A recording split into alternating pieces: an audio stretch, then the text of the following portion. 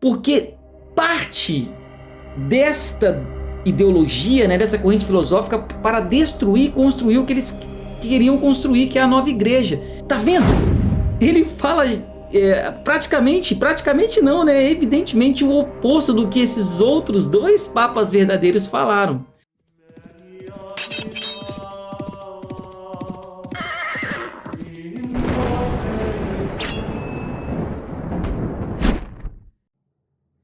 Salve Maria a todos! Sejam novamente bem-vindos aqui ao canal Tietus Fidelium. Meu nome é Leonardo. Hoje, pessoal, a proposta de vídeo que nós trazemos aqui no canal, resolvemos trazer novamente dessa forma. Tempos atrás iniciamos aí uma postagem de conteúdo nesse sentido, né, realizando um confronto de alguns temas, né, do que a igreja sempre ensinou e o que essa nova igreja está ensinando. Então resolvemos hoje trazer novamente o conteúdo dessa forma. Até fizemos uma enquete aí no canal, agradecemos as pessoas que responderam, se gostariam que de vez em quando a gente trouxesse também essa forma de conteúdo. Então estou aqui hoje novamente para conversar um pouco sobre um tema muito importante, que é a liberdade religiosa. O que a igreja sempre ensinou e o que essa nova e falsa igreja vem ensinando. Então acho muito importante a gente de vez em quando conversar um pouco dessa forma também. Eu e o Marcel geralmente fazemos os nossos podcasts ali, né, as nossas entrevistas, isso também é importante, mas de vez em quando essa forma e esse formato de vídeo, trazendo alguns conteúdos específicos, também vale a pena a gente conversar um pouco. É isso que eu vou tentar fazer aqui hoje, abordando esse tema. O que a igreja sempre ensinou? O que a igreja hoje ensina, essa nova igreja? Então eu quero pegar aqui dois papas, né, verdadeiros, falando sobre a liberdade religiosa, e pegar um papa, entre aspas, dessa nova igreja que fala sobre o mesmo assunto. Então vamos pegar aqui o que Gregório XVI fala na Mirarivos. Olha o que ele fala sobre a liberdade religiosa. Dessa fonte lodosa do indiferentismo promana, aquela sentença absurda e errônea, digo, melhor disparate, que afirma e defende a liberdade de consciência. Este erro corrupto abre alas, escudado na imoderada liberdade de opiniões, que para a confusão das coisas sagradas e civis, se estendo por toda parte, chegando à imprudência de alguém se asseverar que dela resulta grande proveito para a causa da religião. Que morte pior há para a alma do que a liberdade do erro, dizia Santo Agostinho. Então isso aqui é o Papa Gregório XVI condenando a liberdade de opiniões, né? Ele é bem específico ali, né? A liberdade do erro. Vamos pegar aqui um outro Papa também, né? Na Quanta Cura, o Papa Pio IX. Olha o que ele fala sobre o mesmo assunto.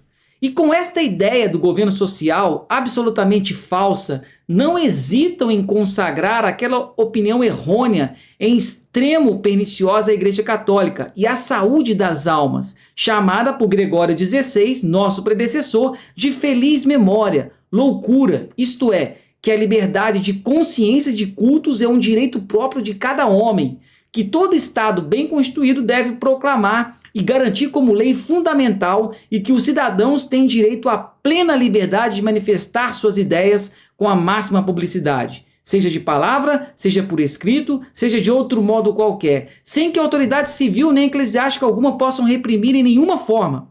Ao sustentar a afirmação tão temerária, não pensam nem consideram que com isso pregam a liberdade de perdição e que se dá pela liberdade para a disputa dos homens.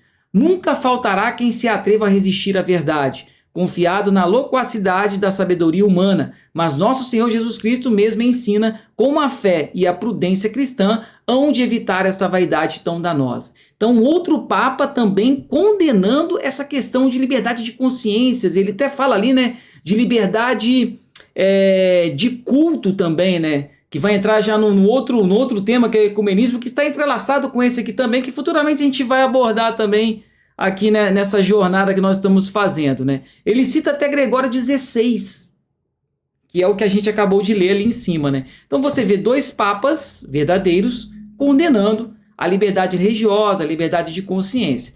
Agora, olha o que a Dignitatis Humanae de Paulo VI diz. Interessante que é Paulo VI, né? Paulo VI ele foi o demolidor da igreja verdadeira e o construtor dessa nova igreja. É o que eu e o Marcel sempre fala isso, já comentou sobre isso ali nos nossos podcasts, nas nossas entrevistas ali, nas nossas conversas.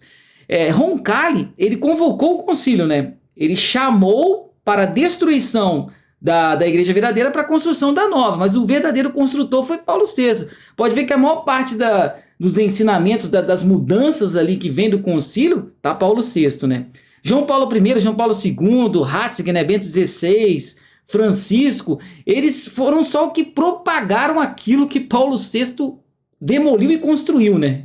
Construiu uma nova igreja. Então eles propagaram essa nova igreja que o grande construtor fez, né? Que é Paulo VI. Olha o que ele diz, ó. Este concílio vaticano declara que a pessoa humana tem direito à liberdade religiosa. Já começa por aí, ó.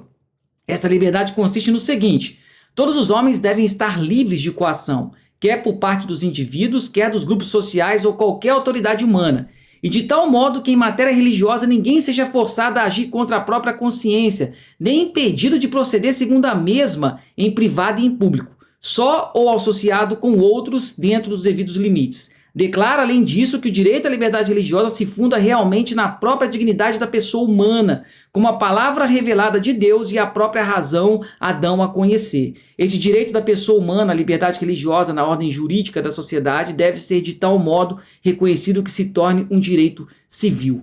Tá vendo? Ele fala praticamente não, né? Evidentemente o oposto do que esses outros dois papas verdadeiros falaram. E é interessante, pessoal, por isso que nós começamos aqui falando sobre o relativismo, porque parte desta ideologia, né, dessa corrente filosófica, para destruir e construir o que eles queriam construir, que é a nova igreja. Você vai ver que eles utilizam desse artifício para acabar com a verdade e introduzir o erro, porque o relativismo é isso, como nós vimos no vídeo anterior. Ele joga a verdade e o erro ao mesmo tempo. Por quê? Para o relativista não existe diferença. É o que eles fazem, ó. Você vê que no começo do escrito ali da Dignitatis Humanae, nesse trecho, ele fala que todos os homens devem estar livres de coação. Isso é uma verdade. A igreja ensina que ninguém deve ser coagido a abraçar a fé. Ninguém deve ser coagido a amar a Deus. Deus não obriga isso a ninguém. Por isso, todos os homens têm a liberdade de amar a Deus ou não. É o livre-arbítrio que Deus nos deu, de você aceitar o que é bom ou o mal. Só que a nossa liberdade, quando nós usamos ela para ir para o mal, Deus ele tolera, mas não aprova. Há uma grande diferença na liberdade que Deus nos dá, o livre-arbítrio.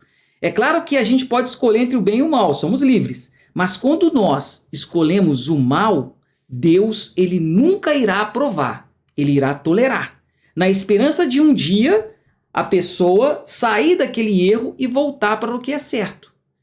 Então ninguém é coagido, isso é verdade, ninguém é coagido a amar a Deus, a seguir a verdade ou não. Você não pode forçar ninguém a fazer isso. Mas quando a pessoa usa da sua liberdade para ir para o erro, a gente não deve aceitar isso. A igreja não aceita a propagação do erro. E aqui, como a gente vê o escrito de Paulo VI, ao mesmo tempo que ele fala que ninguém deve ser coagido, ele fala que a pessoa pode exercer a liberdade religiosa, ela pode seguir outras religiões, entre aspas, como se aquilo fosse certo. Como se a igreja aceitasse isso, como se Deus aceitasse isso. Deus não aceita você propagar o erro. Você viver no erro, Deus tolera, mas na esperança de um dia você acordar e voltar para o que é certo. A verdadeira liberdade que Deus nos dá é amar a Ele, seguir o que Ele nos propõe como algo bom, porque Deus sabe o que é bom para nós. Então a nossa liberdade ela tem que estar voltada à vontade de Deus. Mas é claro, você é livre para ir para o erro, você é livre para seguir o que você quiser. Mas você estando no erro, não pense que Deus está aprovando aquilo que você está fazendo. É o que a nova igreja faz. Ouvimos muito isso, né?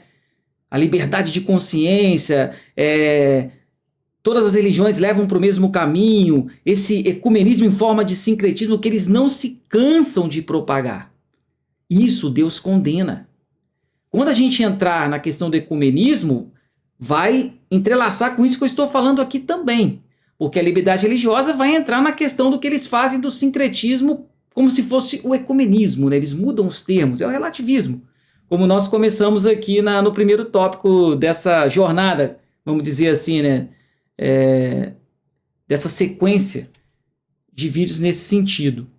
Então há uma diferença muito grande. Lembra da parábola do filho pródigo?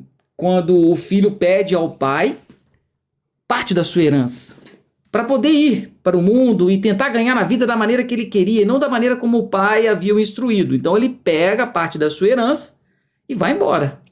Só que lá ele usa da sua herança de forma errada. Ele faz tudo errado até o ponto de comer com os porcos. Lembra disso? Quando ele está lá no meio dos porcos, comendo lavagem, ele lembra do pai, né? Da casa do pai, onde ele tinha o do bom e do melhor. Aí ele vê que lá era o melhor, né? Então ele pensa, opa, vou voltar então para a casa do meu pai e vou pedir para ser seu servo, que é melhor ser servo do meu pai do que ficar aqui comendo com os porcos, passando fome, necessidade, né? Então ele volta para a casa do pai, só que o pai não acolhe como servo, né? O pai o acolhe como filho e alegra por ele ter se encontrado novamente e ter voltado para casa. O pai, ele tolerou o que o filho fez, mas não aceitou. Assim como o irmão também não tinha aceitado, depois o irmão ficou meio enciumado, chegou perto do pai, questionando o pai, e o pai vai e exorta ele, falando que ele sempre esteve ali com ele. Aí tem toda aquela passagem que fala ali na volta do filho pródigo. Então o pai tolerou, mas não aceitou. Deus tolera o que nós fazemos de errado, mas no intuito de um dia voltar para o que é certo. Então, a liberdade consiste em fazer a vontade de Deus. Ninguém deve ser coagido a abraçar a fé, a amar a Deus, porque isso ele não nos obriga. Mas nós não podemos utilizar da nossa liberdade para o mal. Deus nunca vai aceitar. Ele vai tolerar na esperança de, como filho pródigo, um dia retornarmos para casa. Mas nunca ele vai aprovar. Então é isso que o Vaticano II faz. É isso que Paulo VI está fazendo na Dignitatis Humanae. É isso que eles tentam colocar na mente das pessoas, de modo que as pessoas acreditem que viver o erro é certo, que o certo e errado já não existe mais. Esse é o grande problema. Então, o relativismo, como nós falamos no primeiro tópico, no primeiro vídeo, eu vejo que é uma arma que eles utilizam para a destruição da igreja, para destruir a verdade e, consequentemente, colocar o erro como se fosse a verdade. É isso que eles fazem, não só aqui, mas vamos ver ao longo de outros tópicos, né? O próprio ecumenismo, quando eles falam de ecumenismo, não é o verdadeiro ecumenismo que eles estão falando, é o ecumenismo em forma de sincretismo. Então eles mudaram tudo, mudaram os termos e, infelizmente, muitas pessoas ainda acreditam, né, que essa igreja visível, entre aspas, é a Igreja Católica. Então o nosso intuito aqui no canal é sempre ficar batendo, como a gente brincou, né? Pegar um martelo e ficar como se estivesse pregando mesmo ali o prego na madeira, para ver se as pessoas acordem, né? E vejam e reflitam, será que essa é a igreja de Cristo? Pode ser a igreja de Cristo? Pode uma igreja ensinar doutrinas totalmente contrárias do que a igreja sempre ensinou? O Espírito Santo, então, ele se contradiz? É isso que a gente tem que ficar questionando. Não é fácil aceitar, mas é preciso. É preciso porque as coisas que eles fazem não agradam a Deus. Então era isso que eu queria trazer aqui para vocês hoje.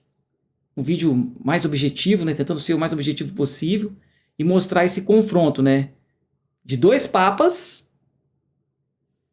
e Paulo VI. Não só Paulo VI, porque os outros também seguem essa mesma ideia de Paulo VI. Como eu falei, Paulo VI foi o construtor. Os outros só propagaram aquilo que ele construiu. Então todos pensam da mesma forma. João Paulo II, Bento XVI, Francisco e companhia.